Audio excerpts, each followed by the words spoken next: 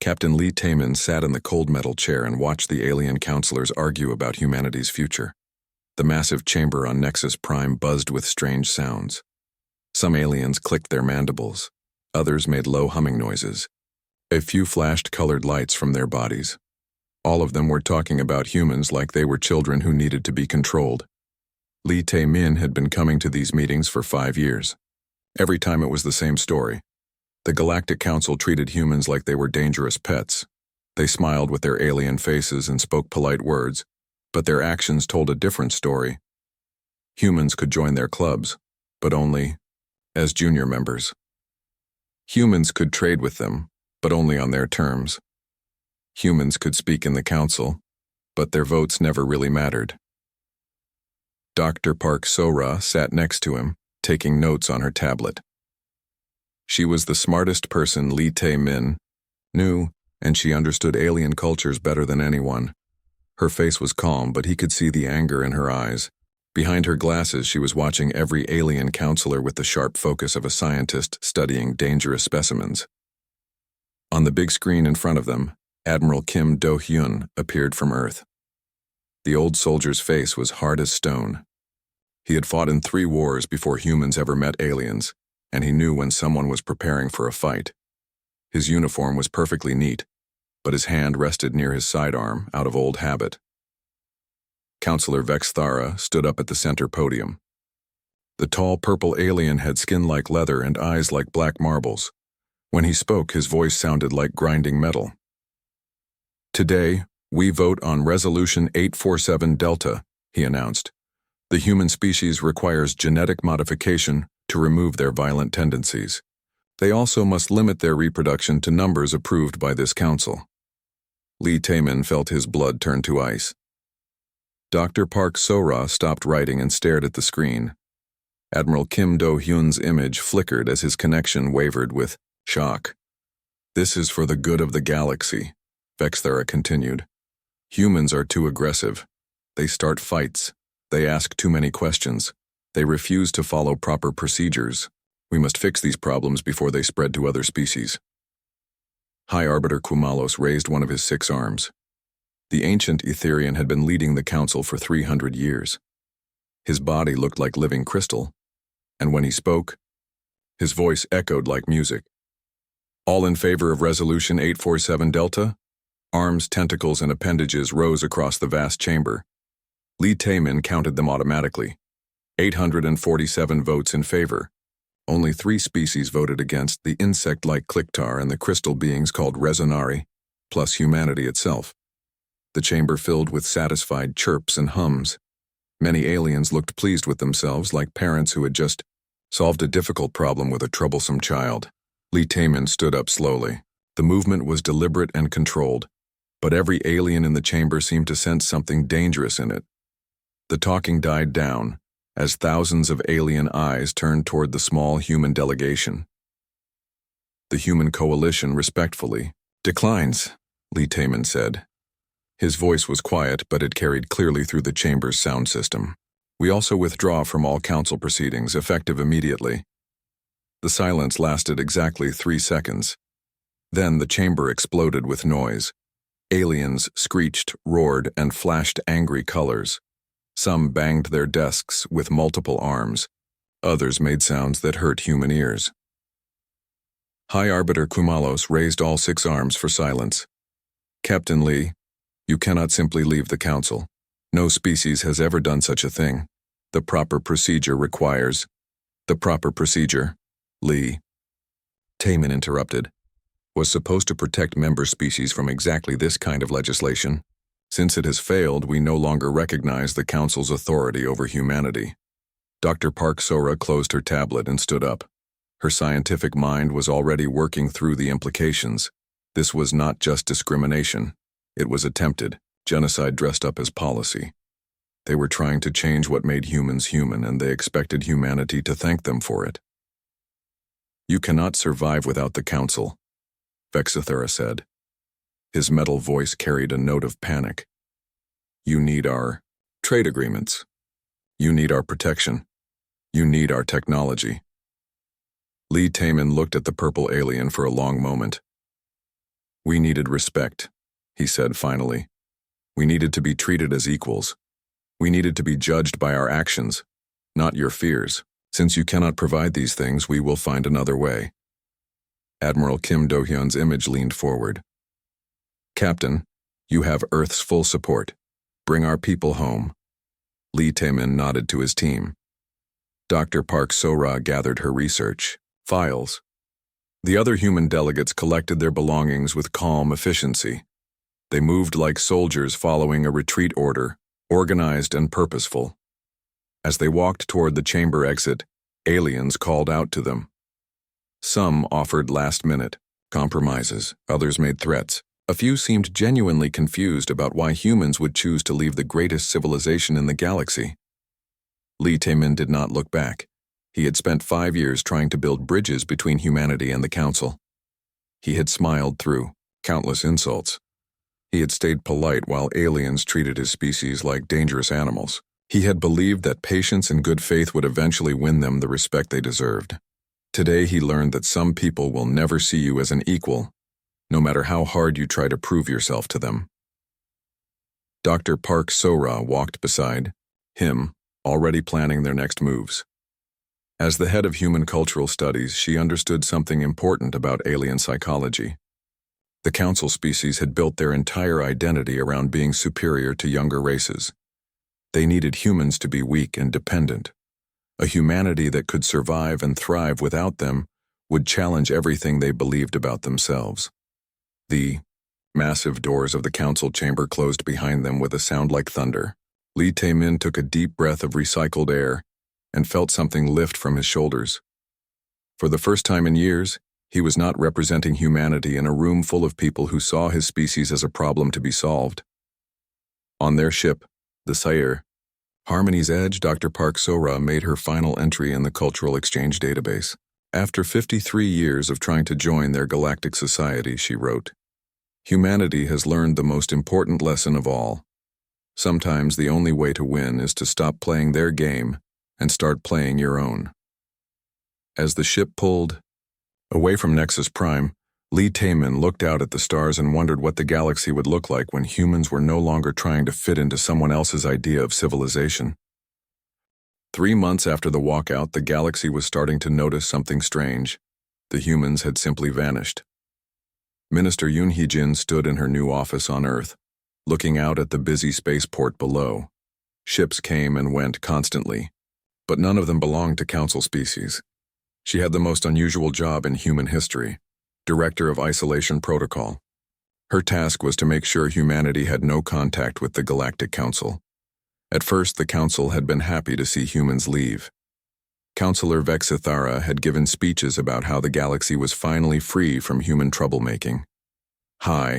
Arbiter Quimalos had assured everyone that the young species would come crawling back within weeks, begging to rejoin their betters. Instead, humanity had built walls. Commander Choi Jin-woo floated in his command chair aboard the battleship New Seoul, watching his tactical display. The human defense fleet had moved into a perfect sphere around human space. Every jump point, every shipping lane, every communication relay was monitored by human ships. They were not attacking anyone, but the message was clear. Human space was closed to Council traffic. The fleet had a simple set of orders. Be polite. Be firm. Let no Council ships through. Choi Jin-woo had been expecting angry alien fleets to test their borders. Instead, he was getting something much more concerning: desperate merchants and panicking diplomats. Trader Grixtal was one of them. The six-legged Morvarian had built his fortune selling human-made quantum processors across the galaxy. The devices were impossible according to Council science, but they worked 3 times better than anything alien engineers could build. His warehouse on Nexus Prime was full of advance orders worth billions of credits. Now he was bankrupt. "Please," Grixtal begged over the communication channel, his translator making his clicks and whistles sound like human speech. "I just need to contact my human suppliers. I have contracts, I have obligations." Commander Choi Jin-woo looked at the alien merchant ship holding position at the border. It was a small, ugly vessel painted with 2 bright advertisements. "I'm sorry," he said politely. All commercial relationships with Council species have been terminated. Please contact your local Council representative for alternative suppliers. There are no alternatives, Grixtal's voice cracked through the translator. Human quantum processors are the only ones that work in Sector 7's radiation fields. My entire business depends on them. Choi Jin-woo felt a moment of sympathy for the alien, but his orders were clear. That is unfortunate. Please move your ship away from the border. Similar scenes played out across human space. Ambassador Thelvos of the Hegemony discovered that his species' new infrastructure projects would fail without human maintenance. The humans had designed the systems, and only humans understood how to keep them running. Dr. Park Sora's medical innovations had saved millions of alien lives, but now her research laboratories were unreachable behind the human barrier. Agent Nam Bitna monitored Council communications from her office on Luna Station. As head of counterintelligence operations, she tracked every message that crossed the galaxy's communication networks. What she saw made her smile. The Council was panicking. Emergency Session 12 Alpha came a priority transmission from Nexus. Prime. All counselors report immediately. Trade disruption reaching critical levels. Another message followed. Military Command reports 23% decrease in fleet effectiveness. Human tactical advisors unavailable. Then, medical emergency on Outer Rim worlds. Plague spreading, human cure unavailable. Requesting immediate diplomatic contact. Nam Bitna filed each message carefully. The humans were not just cutting off trade, they were cutting off everything. No human doctors, no human engineers, no human scientists, no human entertainers. Nothing. The galaxy was discovering how much it had come to depend on human innovation. On Nexus Prime, High Arbiter Kumalos called another emergency session. The ancient Etherean's crystal body flickered with stress patterns as he addressed the remaining council members. Many seats were empty. Species that had relied heavily on human partnerships were too busy dealing with crises at home to attend meetings. The human situation has become problematic, Kumalos admitted. His musical voice carried notes of confusion and growing worry. Perhaps we acted too hastily. Counselor Vexithara stood up, his purple skin darker than usual. They will return, he insisted. They need us more than we need them. This is just a tantrum. But even as he spoke, reports flooded in from across Council space. Factories shutting down because they could not get human-designed components. Hospitals closing because they lacked human medical technology. Military units retreating because they no longer had access to human strategic thinking. Citizen Velkarath read the news reports on his homeworld and felt his stomach sink. His family had run a mineral processing business for 6 generations. They had grown rich by using human innovations to extract rare elements from their planet's dangerous crystal caves. Now the human-designed equipment was breaking down, and no one knew how to fix it. 3 of his employees had already lost their jobs. His eldest daughter's university had closed its engineering program because all the professors had been human-trained. His youngest son's favorite entertainment shows, produced by human companies, had vanished from the networks. Velkarath had never thought much about humans before. They had seemed like useful neighbors, maybe a little strange, but generally helpful. Now he was starting to understand how much of his daily life had depended on their contributions to galactic society. General Morden reviewed tactical reports from across Council space and reached a disturbing conclusion. In every military conflict over the past 20 years, human advisors and human technology had made the difference between victory and defeat. Human generals thought differently from other species. They saw patterns that alien minds missed. They found solutions that violated traditional military doctrine, but somehow worked perfectly. Without them, Council forces were suffering defeat after defeat against raiders, pirates, and separatist groups. The general sent a private message to his old friend, Admiral Kim Do-hyun of the Human Defense Fleet. They had worked together during the Vorthan crisis 5 years ago when human tactics had saved 3 entire star systems. The message was short. "Old friend, can we talk?" The reply came back even shorter. "No." As the third month ended, a council diplomatic fleet arrived at the edge of human space. Ambassador Thelvos led the mission personally, hoping that his previous good relationships with human officials would open doors. Commander Choi Jin-woo met them at the border with a full battle squadron. The human ships were sleek and modern, painted in peaceful blue and white colors. But their weapons were powered up and their shields were active. "Ambassador," Choi Jin-woo said politely, "how can we help you today?" "We need to speak with human leadership," Thelvos replied. His species looked like walking trees and his voice sounded like wind through leaves. "There are medical emergencies across council space. Surely humanitarian concerns override political disagreements." Choi Jin-woo was quiet for a moment. He thought about Dr. Park So-ra's research, which could cure the plague spreading through the outer rim. He thought about human medical ships that could save millions of lives. He thought about the simple fact that helping people was what humans did best. Then he thought about Resolution 847 Delta, and his expression hardened. "The Council made their decision about humanity," he said finally. "We respect that decision. We ask for the same courtesy." The diplomatic fleet turned away without entering human space. As they left, Thelvos sent one final message. "The Council made a mistake." Choi Jin-woo watched the alien ships disappear into hyperspace. "Yes," he said to his empty bridge. They did. 6 months after humanity's withdrawal, the galaxy faced its first major crisis without human help. A plague was spreading through the outer rim territories, killing thousands every day. The disease attacked the nervous systems of 17 different species, and council doctors could not find a cure. Dr. Park So-ra could have solved it in a week. Her research on multi-species neurology was the most advanced in the galaxy, but Dr. Park So-ra was unreachable, working behind the human barrier on projects that the council would never see. Dr. Kang Woo-jin stood on the observation deck of the terraforming station and watched a dead world come to life. The planet below had been a frozen rock 6 months ago. Now it had blue oceans, green continents, and white clouds swirling through a breathable atmosphere. The transformation should have taken 50 years using council technology. Humans had done it in 6 months. "How?" asked the Lumini observer beside him.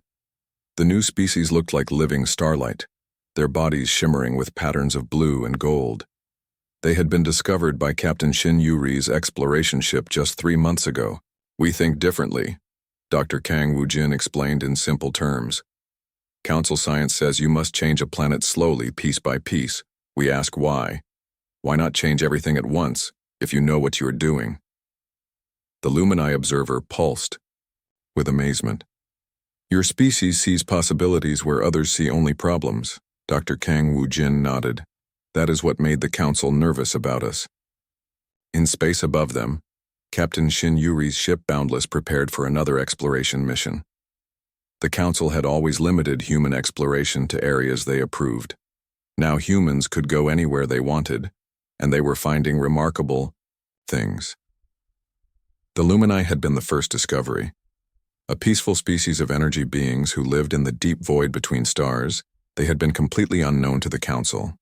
They had no interest in joining the galactic government, but they were fascinated by human culture and technology. "Your people do not try to make us become something else," the Lumini ambassador had said during first contact. "You accept us as we are." Captain Shin Yuri had signed an exclusive alliance with them within a week. Engineer Lim Hai-wan floated in the zero-gravity research lab, putting the final touches on humanity's greatest achievement yet. The new faster-than-light communication network connected every human world instantly, with no delays and no interference. According to Council science, instant communication across galactic distances was impossible. The laws of physics simply did not allow it. Engineer Lim Hai-wan had studied those laws carefully, then found a way around them.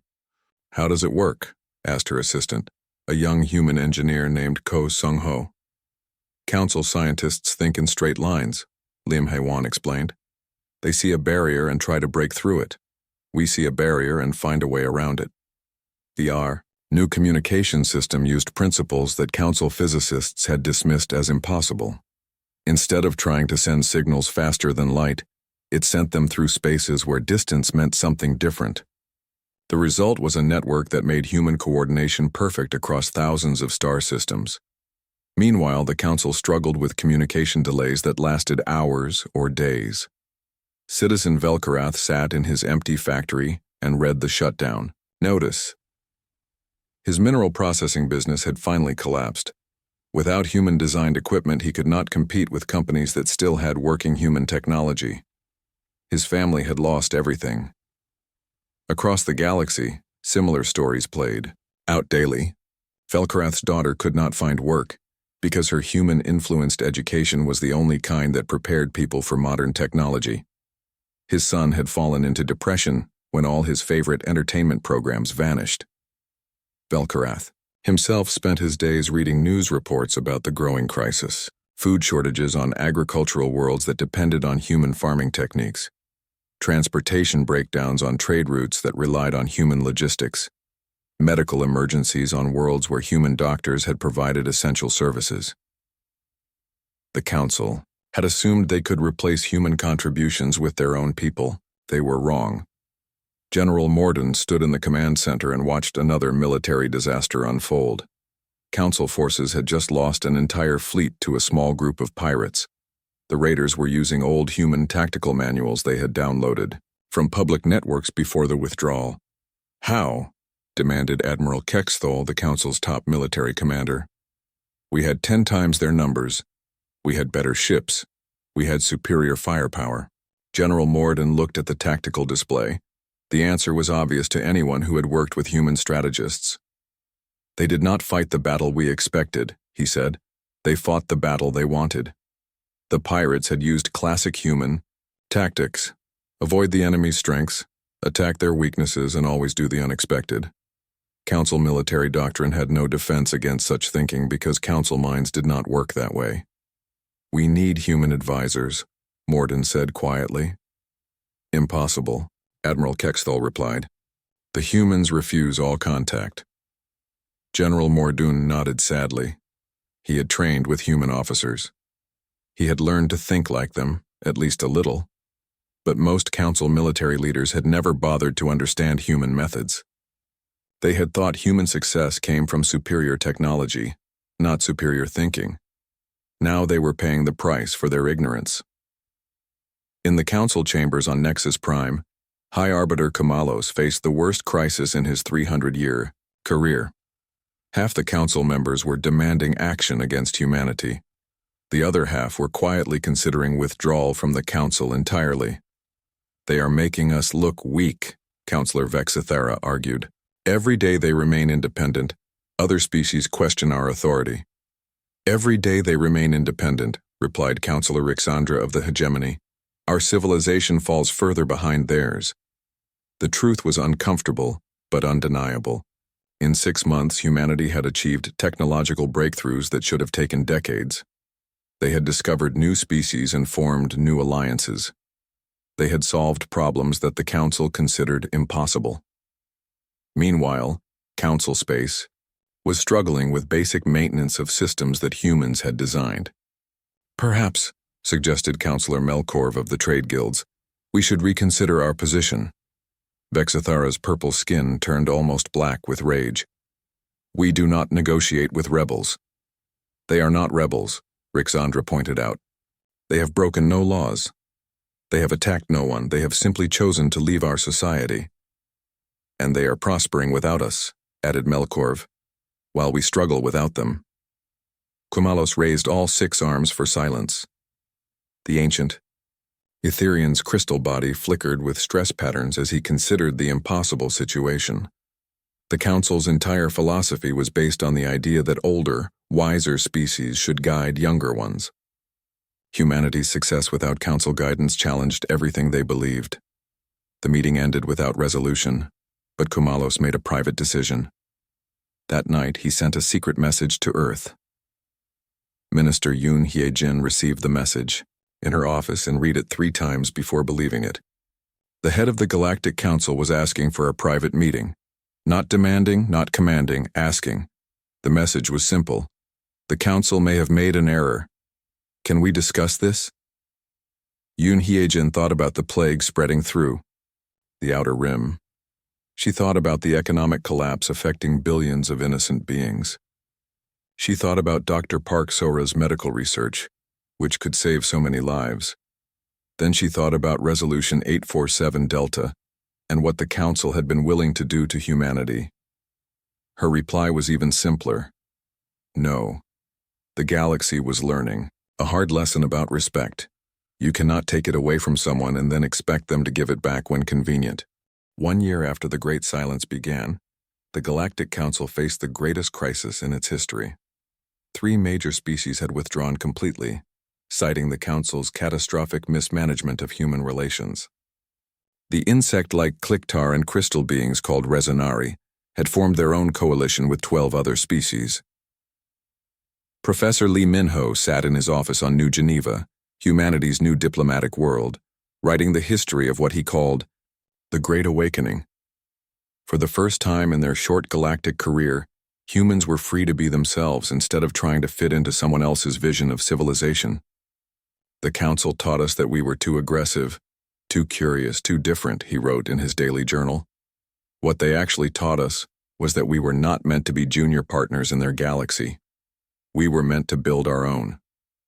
Captain Park Jae-sung commanded the exploration vessel New Horizon as it entered uncharted space beyond the old Council boundaries. His mission was simple: find new species and offer them something the Council never had. Partnership instead of membership, cooperation instead of submission. Contact, reported his communications officer, Lieutenant Im Dae-som. Unknown species, appears to be a trading convoy. The aliens called themselves the Vectar, and they were nothing like the proud Council races. Small, furry beings with large eyes and nervous mannerisms, they had spent centuries hiding from the Council's expansion. They expected the human ships to demand tribute or threaten conquest. Instead, Captain Park Jae-sung offered them protection and trade agreements with no strings attached. "You want nothing from us?" asked the Vectar captain, his whiskers twitching. With confusion. "We want to be friends," Park Jae-sung replied simply. "If you need help, we will help. If you want to trade, we will trade. If you want to be left alone, we will leave you alone." Within a week, the Vectar had joined the Human Independent Alliance.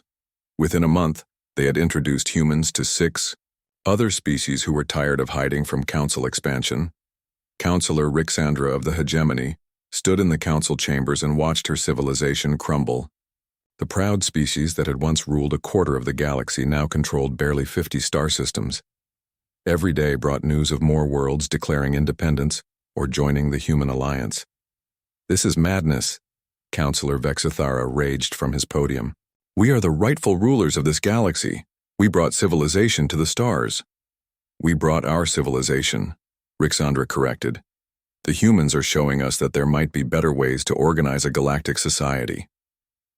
Prime Engineer Yelthus of the Technical Guild had spent months trying to reverse engineer abandoned human technology. Every attempt failed, not because the technology was too advanced, but because it required a completely different way of thinking. "How do they make quantum processors that work better than ours?" demanded the Guildmaster during their weekly failure report. "They use chaos mathematics," Yelthus explained wearily. "They build randomness into their circuits instead of trying to eliminate it. Our computers try to control every variable. Theirs embrace uncertainty and make it work for them." "That is impossible. Chaos cannot be controlled." "That is what we think," Yelthus said. "That is why we cannot copy their work." The Guildmaster dismissed the meeting without solutions. Across Council space, other engineers reached the same conclusion. Human innovation worked because humans thought about problems differently. You could not copy their solutions without understanding their perspective, and Council education systems had never taught that kind of thinking. Admiral Song Mi-young unveiled humanity's new strategic doctrine at a conference on New Geneva. Representatives from 47 species listened, as she explained benevolent independence, the policy that would reshape galactic politics. "Any species can ask for our help," she announced. "We will provide medical aid, technical assistance, military protection, or educational resources to anyone who needs them. But we will only work directly with individual species, never through the Council. The policy created immediate chaos in galactic politics. Species had to choose between Council membership and human cooperation. Most chose humans. Why? Demanded Ambassador Thelvos during a private communication with Admiral Song Mi-young. His tree-like species had been loyal Council members for 2 centuries, but now his government was considering withdrawal. Because you treat us as equals, Song Mi-young replied. The Council offers membership in their club. We offer partnership in building something better. Agent Nam Bitna monitored the communications networks and watched the Council's authority collapse in real time. Emergency sessions were called daily. Military commanders reported mass desertions as their species joined the human alliance. Trade officials struggled with an economy that no longer functioned without human innovation. Status report, she sent to Minister Yoon Hye-jin. Council effective control down to 31% of known space. Human alliance now includes 198 species across 47% of the galaxy. Neutral zones account for remaining 22%. The numbers told the story clearly. In 1 year, humanity had gone from outcasts to leaders of the largest voluntary alliance in galactic history. Dr. John Nari worked with a team of constitutional scholars to design the framework for their new galactic government. Unlike the Council's rigid hierarchy, the Human Independent Alliance embraced diversity as a strength. Every species gets equal representation, she explained to the Constitutional Convention. Leadership rotates based on expertise, not seniority. Decisions require consensus from multiple viewpoints. No single species can impose its will on others.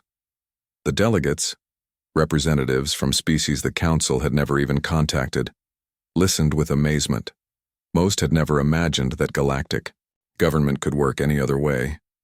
Former Counselor Thexmali sat in the rehabilitation center on Luna and struggled to understand his new reality. 6 months ago, he had been a respected leader of the Morvarian Trade Federation. Now he was learning to think in ways his species had never taught him. The Council trained us to see other species as competitors or subordinates, explained his human counselor, Dr. Yang Soo-jin. The Alliance wants you to see them as partners. How? Thexmali asked through his translator. My people have been traders for 1,000 years. We know how to make deals, not how to make friends. Start small, Dr. Yang Soo-jin suggested. Help someone without expecting anything in return. See how it feels. Thexmali thought this was impossible, but he was desperate to understand why his species was abandoning the Council to join the humans. If cooperation really worked better than competition, he needed to learn how. Captain Bei Ji-ho stood on the bridge of the starship Unity and marveled at his crew. Humans worked alongside Kliktar, Resonari, Vectar, Luminae, and a dozen other species. They had been together for only 3 months, but they functioned like a team that had trained for years. Incoming distress signal, reported Chief Petty Officer Kim Min-soo. Council colony ship stranded in the neutral zone. Engine failure, life support failing. Bai Ji-ho did not hesitate. Set course to intercept. Maximum speed. Sir, said his IMO, clicked our first officer, clicking her mandibles thoughtfully. They are Council citizens. They may not want help from Alliance forces. Then we will ask, Bei Ji-ho replied, but we will not leave people to die because of politics. The rescue mission succeeded perfectly. The Council colonists were suspicious at first, but gratitude overcame prejudice when the Unity's crew worked together to save their lives. Humans, Kliktar, and Vectar engineers collaborated to repair the ship. Resonari medics treated injured colonists with techniques learned from human doctors. Why help us? Asked the colony ship's captain, a proud Etherian who had never spoken to a human before. We are your enemies. You are people in trouble, Bei Ji-ho replied. That makes you our responsibility. The rescue made headlines across the galaxy. Council. Propaganda had painted the human alliance as dangerous rebels. Instead, they saw disciplined professionals who risked their lives to save strangers. High Arbiter. Komalos watched the news reports and felt something crack inside his crystal heart. The humans were not just building a better government. They were building better people. Species that had been enemies for centuries were working together as friends under human leadership. That night, he made the most difficult decision of his long life. Standing in the empty council chambers, surrounded by the ghosts of 3,000 years of galactic civilization, he sent a message to every corner of the galaxy. The Galactic Council will hold its final session in 30 days. The message said, all member species are invited to attend the formal dissolution ceremony. When news of the message reached Earth, Minister Yoon Hye-jin read it 3 times. Then she called an emergency meeting of the Alliance leadership. The Council is giving up, she announced to the assembled representatives. The question is, what do we do now? Professor Lee Min-ho looked up from his historical notes. Now we prove that our way really is better. The galaxy is watching. We have one chance to show them that cooperation can replace domination, that diversity can replace conformity, that respect can replace fear. And if we fail? Asked Admiral Song Mi-young. Then we will have tried, replied Captain Park Jae-sung. That is more than the Council ever did. The Great Awakening was almost complete. 2 years after the walkout, the galaxy had transformed completely. The old Galactic Council controlled less than 25% of known space, and its authority shrank daily. The Human Independent Alliance had grown to include over 300 species across 60% of the galaxy, all united by principles that the Council had never understood. President Oh Soo-bin stood at the podium in the Great Assembly Hall on New Geneva and looked out at the largest gathering of alien species in galactic history. Representatives from 300 worlds had come to attend the first Interspecies Cooperation Summit, and every one of them was here by choice. 2 years ago, she began, humanity was told we did not belong in this galaxy. We were too different, too aggressive, too dangerous to be trusted with our own future. Today, we gather not to prove them wrong, but to prove that their entire way of thinking was wrong. The Great Assembly Hall fell silent. Presidents, queens, hive minds, and collective consciousnesses from across the galaxy listened to a human leader speak about the future they were building together. We never sought to rule the galaxy, President Oh Soo-bin continued. We sought to belong to it. When that was denied, we built something better, something that has room for everyone. In the audience, former counselor Thex Mali translated her words for the group of refugees from council space. Millions of beings had fled the collapsing government to seek new lives in Alliance territory. They came expecting to be treated as conquered people or charity cases. Instead, they found themselves welcomed as new partners in the galactic community. Ambassador Ryu Hyun-woo worked 18-hour days in the Integration Center, processing applications from entire species that wanted to leave the council. Open-door accords offered full amnesty and immediate alliance membership to any group willing to abandon supremacist ideologies. How many today? Asked his assistant, Secretary Park Young-jin. 43 applications, Ryu Hyun-woo replied, wearily, including the entire hegemony military fleet. They voted to defect rather than fight against Alliance humanitarian missions. The response had been overwhelming. Entire sectors declared independence from the Council daily. Some came for economic reasons. Alliance worlds were prosperous and growing. Others came for social reasons. Alliance society offered opportunities that rigid Council hierarchies never allowed. Most came for simple reasons. They were tired of being told how to live by people who saw them as inferior.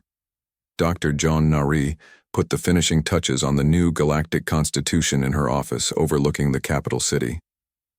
The document represented 2 years of careful work with constitutional scholars from dozens of species.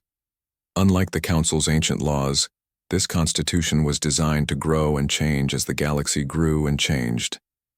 The basic principle, she explained to her research, is that government serves people, not the other way around.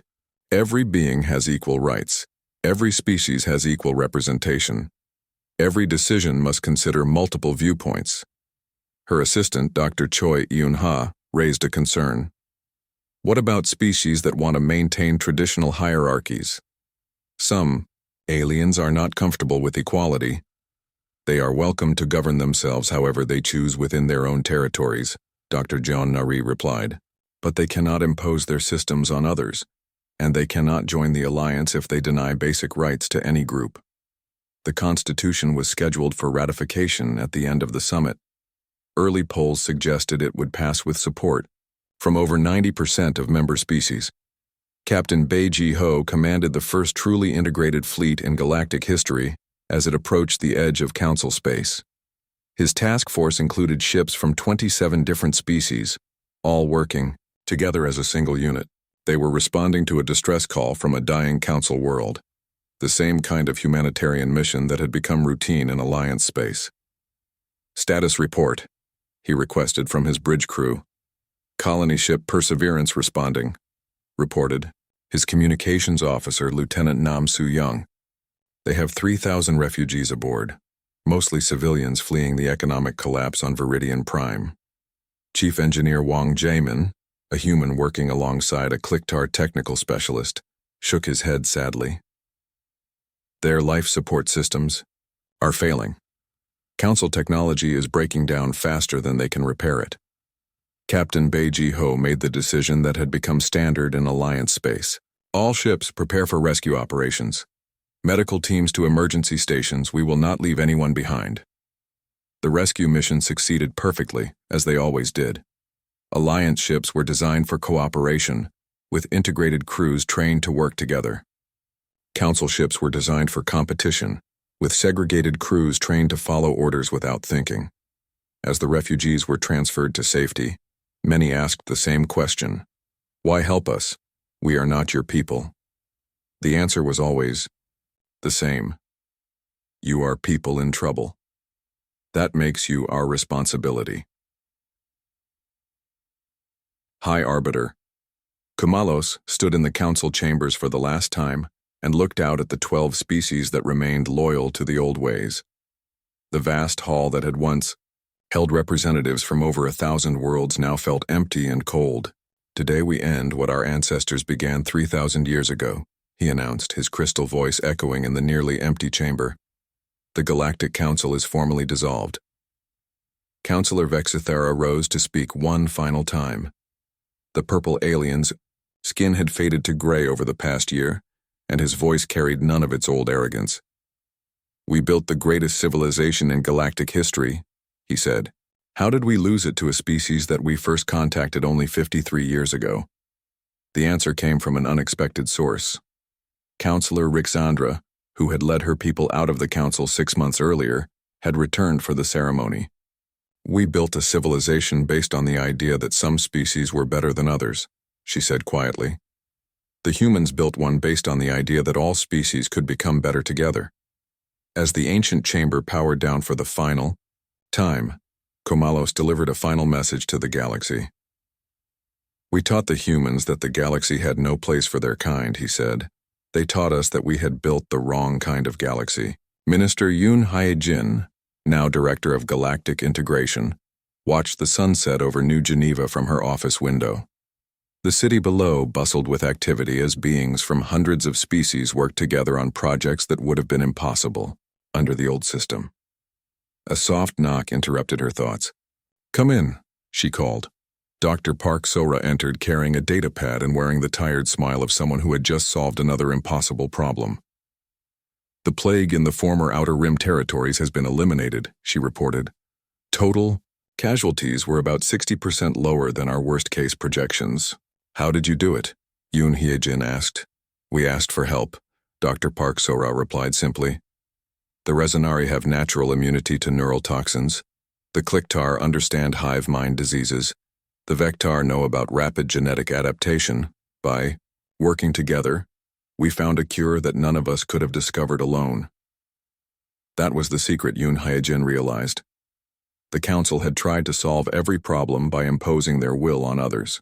The Alliance solved problems by asking everyone to contribute their unique strengths. Agent Nam Bitna, now Director of Peaceful Contact, submitted her final intelligence report of the day. Status update. Alliance territory now includes 67% of the known galaxy. Neutral zones account for 31%. Former Council space has been reduced to 2%. and is requesting integration assistance. The numbers told an incredible story. In 2 years, humanity had gone from outcasts to leaders of the largest voluntary government in galactic history. More importantly, they had proven that cooperation worked better than domination. Professor Lee Min-ho closed his historical journal and prepared to submit the final volume of his Great Awakening series. The humans never wanted to tear down the galaxy, he wrote. They just wanted to belong to it. When that was made impossible, they built something better, something worthy of all of us. In the research laboratories on Luna, engineer Lim Hai-wan worked with a team of multi-species scientists on humanity's next breakthrough. The new project would allow faster-than-light travel without the massive energy requirements that Council science considered necessary. "How do you keep making the impossible possible?" asked her Resonari colleague, whose crystal body chimed with curiosity. "We start with the assumption that there is always a better way," Lim Hai-wan explained. "The Council assumed their way was the only way. That assumption limited their thinking." "And you assume nothing is impossible?" "We assume everything is possible until proven otherwise. That assumption expands our thinking." As night fell over New Geneva, the lights of the city revealed a sight that would have been impossible just 2 years earlier. Humans, Kliktar, Resonari, Vectar, Lumini, and dozens of other species worked together in laboratories, restaurants, hospitals, and schools. Children of different species played together in parks. Adults of different species fell in love and built families together. The galaxy finally had room for everyone. Dr. Park Sora made her final log entry as chief xenobiologist of the Human Independent Alliance. "We never wanted to tear down their galaxy. We just wanted to belong to it. When they made that impossible, we built something better.